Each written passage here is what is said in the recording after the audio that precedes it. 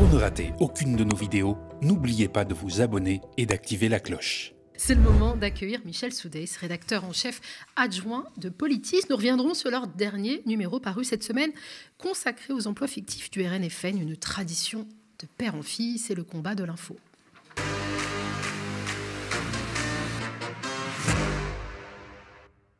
Bonsoir Michel Soudès. Bonsoir. Merci d'avoir accepté notre invitation. Votre dossier consacré au Rassemblement national, un tombe à pic, comme on le disait en introduction, 27 personnes membres et ex-membres du RN, dont Marine Le Pen, seront entendues pour des soupçons d'emploi fictif au Parlement européen sur une période qui va de 2004 à 2016. Et vous révélez que la combine dure depuis 1989, pour que nos téléspectatrices et téléspectateurs comprennent bien qu'est-ce qui est reproché au RN. Les magistrats parlent d'un système de détournement des enveloppes parlementaires, le tout pour un préjudice estimé à 6,8 milliards d'euros. Millions. Oui, oui. 6,8 millions d'euros. C'est le préjudice reproché sur cette période 2004-2016. Alors, les qualificatifs juridiques qui fait que ces 27 personnes et le parti sont au tribunal du 30 septembre au 27 novembre, ce qui n'est pas rien, c'est des détournements de fonds publics. Ça, c'est valable pour les assistants parlementaires qui ont profité des fonds européens pour exercer un autre travail au sein du parti, à Paris, à Saint-Cloud ou à Nanterre où il y avait le siège. Et les complicités de détournement, ça, c'est pour les 11 députés poursuivis, dont Marine Le Pen et son père, qui, eux, ont un qualificatif un peu plus dur parce qu'il leur est reproché une complicité par instruction. C'est-à-dire que les ordonnateurs du système, c'était eux pour les juges. Ce sont les cerveaux, autrement dit. Les cerveaux et ceux qui ont demandé, effectivement présumés, mais ceux qui ont demandé aux députés de prendre, là où ils avaient droit à 2 assistants, d'en prendre un qui ne travaillerait pas pour eux, mais qui serait affecté ailleurs. Ça, c'est ce qui est suspecté. Et voyant comment on arrivait au procès, voyons aussi différents articles qui faisaient état de preuves fabriquées, notamment pour éviter à Jordan Bardella de se retrouver sur le banc des prévenus. J'ai retrouvé des feuilles de paye de juillet 1993. Pour être exact, j'ai 19 feuilles de paye. 2 concernent des véritables assistants au Parlement européen auprès du groupe. À l'époque, c'était le groupe technique des droites européennes. Il y avait 10 eurodéputés du Front National, dont Jean-Marie Le Pen. Donc, dans les 2, c'était la comptable, c'était la secrétaire de direction dans le groupe. Mais les autres, c'était 17 assistants parlementaires. Et là, aux surprises, dans ces 17 assistants parlementaires, on retrouve le secrétaire général de l'époque, qui était le numéro 2.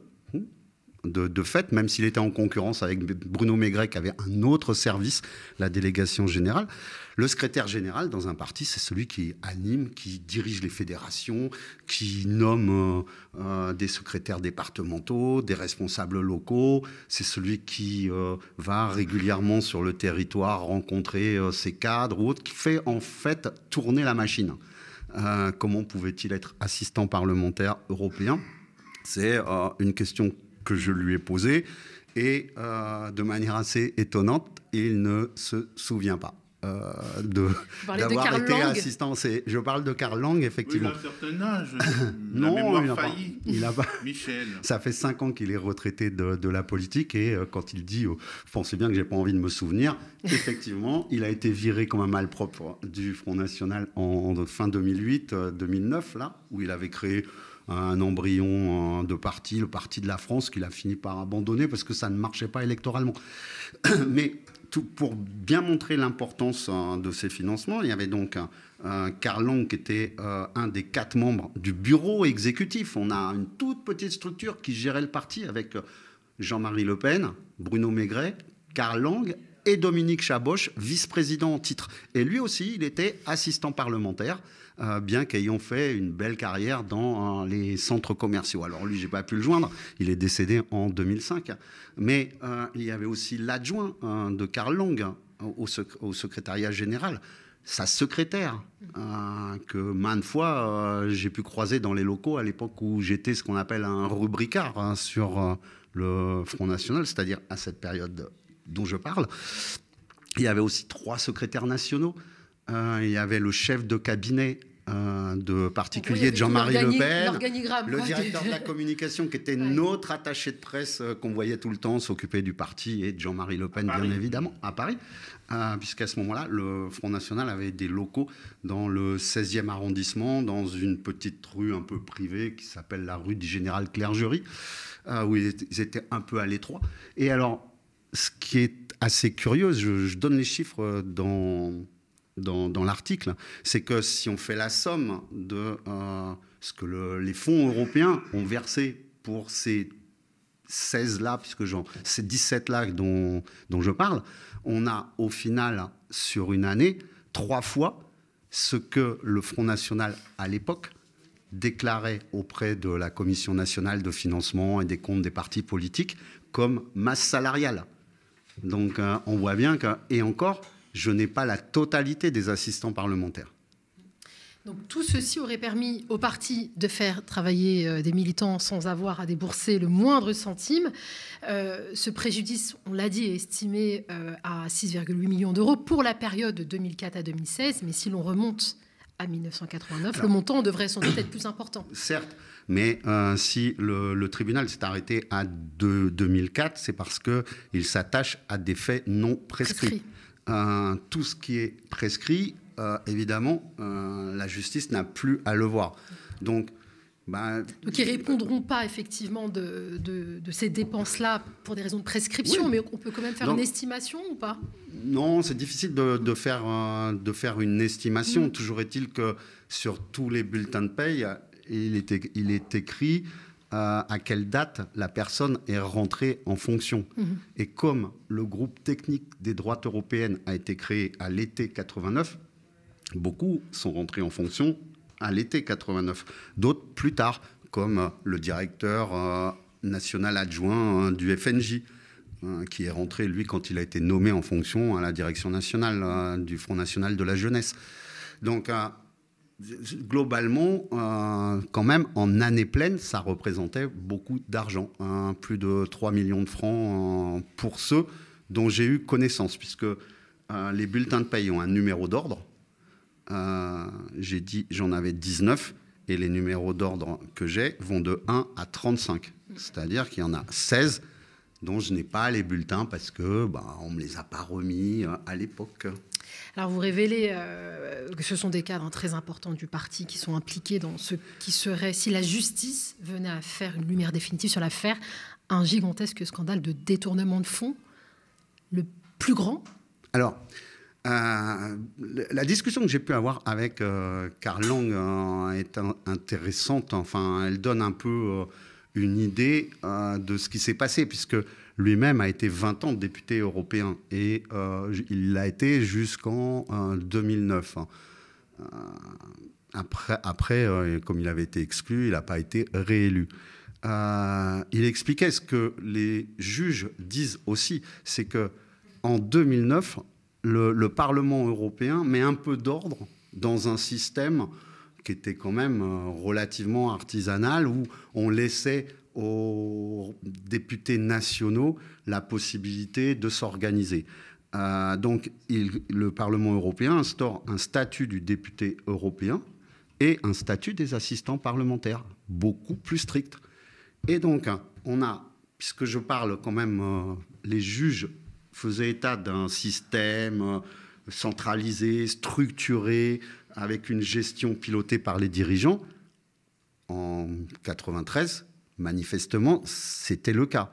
Sauf que quand le statut change en 2009, Karl Lang me dit ils auraient dû intégrer que la donne avait changé et ne pas continuer. Et donc on se retrouve dans le cas de figure d'un député qui continuerait à embaucher sa femme, ses enfants, après l'affaire Fillon. C'est exactement le même cas de figure, sauf que là, ça porte sur des sommes quand même beaucoup plus importantes. Et c'est cette stratégie qui a permis au FN de rester à flot et d'éviter la faillite.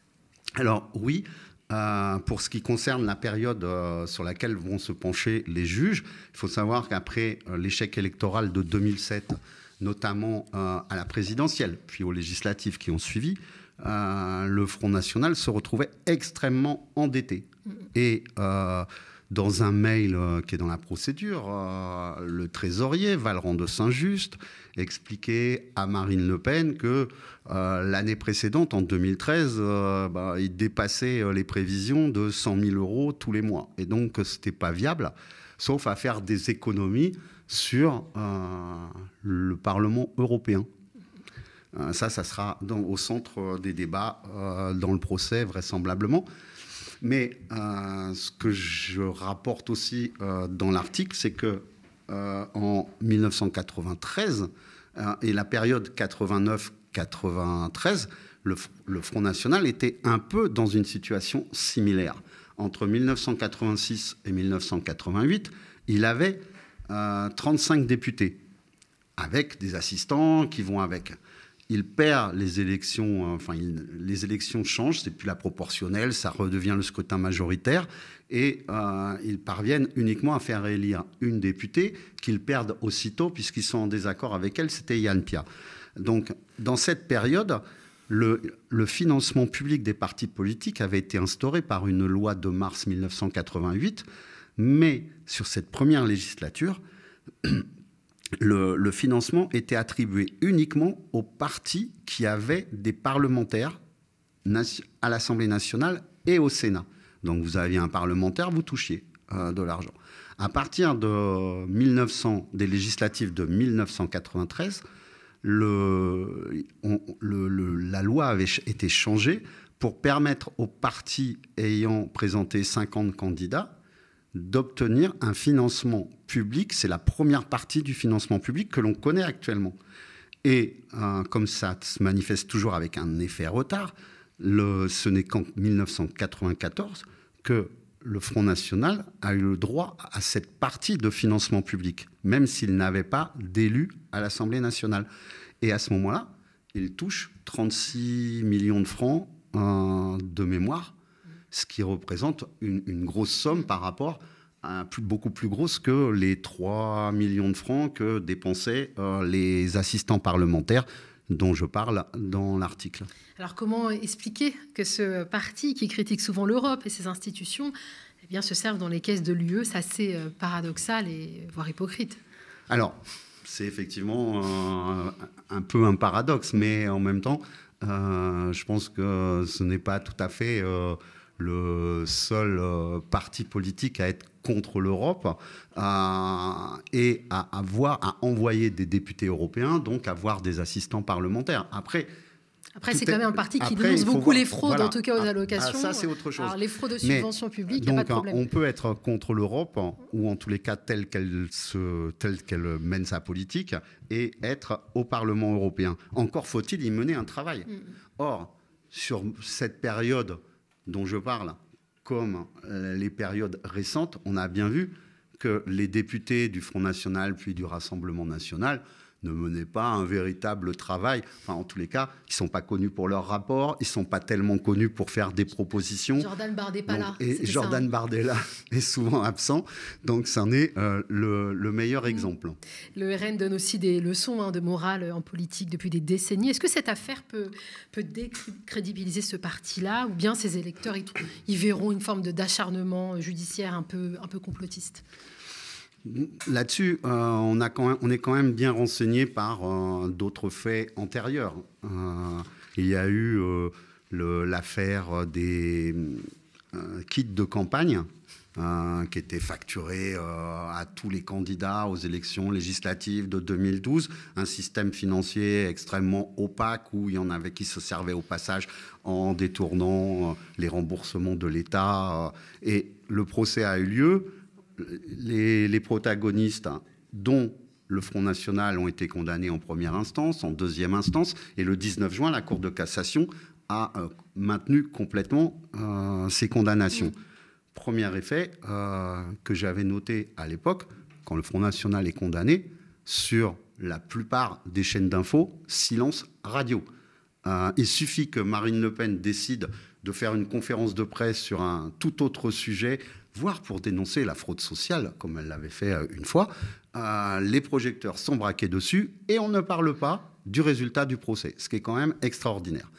Ensuite, espérons que cette fois, il en ira autrement. En tous les cas, on a déjà vu un certain nombre de sujets, y compris un complément d'enquête sur cette question la semaine dernière. Est-ce que on va en parler un peu plus ? En tous les cas, je l'espère, Marine Le Pen et son état-major, si j'en crois le Canard enchaîné, pensent qu'ils vont pouvoir passer au travers des gouttes, en tous les cas, que les projecteurs ne seront pas braqués sur eux en début de semaine prochaine quand le procès va commencer, puisqu'on va avoir le discours de politique générale de Michel Barnier et que tous les talk-shows sur toutes les chaînes seront autour de ça, avant, après, et que donc on parlera très peu d'eux. Il y aura peut-être une polémique sur le voile. Ou sur maintenant, l'islam. la question des électeurs, c'est autre chose. Les électeurs du Front National, pour ce que l'on a pu constater, se moquent complètement de ces histoires judiciaires. Ils ne considèrent pas que ça soit très très grave, que ces détournements... Ils considèrent que l'Europe c'est loin. Voilà, l'Europe c'est loin, et après tout, l'Europe nous prend de l'argent, donc on en récupère une partie pour financer une propagande différente. Notre combat pour la France. Le combat pour la France, et pouvoir faire vivre un parti politique qu'ils soutiennent, mordicus. Maintenant, sur ceux qui pourraient être tentés, ceux qui se posent des questions, évidemment, ça peut jouer. Donc, je pense que c'est plus à la marge. En tous les cas, c'est pas parce que on peut penser à l'avance que les électeurs du Rassemblement national n'en ont rien à faire, qu'il ne faut pas en parler. Oui. Merci beaucoup, Michel Soudey. Je rappelle que vous êtes le rédacteur en chef de Politis. On n'en dit pas plus. C'est passionnant, c'est terrible. On dirait une fiction, on dirait Dallas un peu quelque part, mais non, c'est bien réel. Regardez cette belle couverture. C'est le dernier numéro de Politis. Je lis le titre, 1889-2016 du FNORN, l'Europe pompe Afrique. Je vous renvoie vers ce dossier.